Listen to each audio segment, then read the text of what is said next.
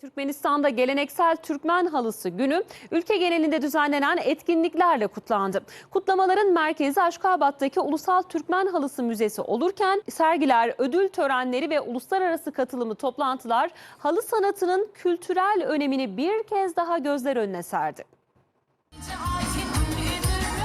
Renk renk desenler, ince ince motifler, el emeği, göz nuru eserler.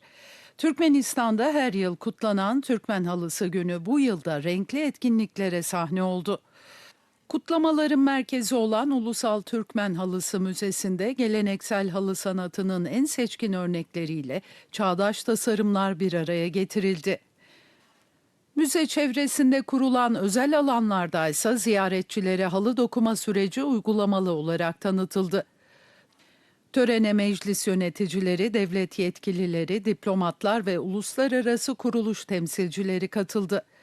Cumhurbaşkanı Serdar Berdimuhamedov gün dolayısıyla gönderdiği kutlama mesajında Türkmen halısının yalnızca bir el sanatı ürünü değil, aynı zamanda milletin kültürel kimliğini yansıtan önemli bir değer olduğunu vurguladı.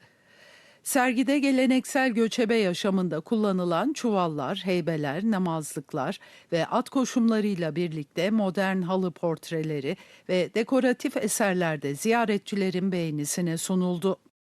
Kutlamalar kapsamında uzun yıllardır halı sanatına emek veren ustalara Türkmenistan'ın onurlu halı dokumacısı unvanı verildi.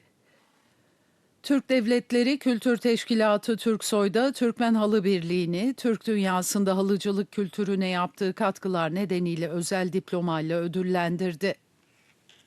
Gün dolayısıyla düzenlenen uluslararası toplantılarda ise uzmanlar, Türkmen halılarının dünya pazarındaki yeri, doğal ham maddelerle üretim geleneği ve kültürel mirasın korunması konularını ele aldı.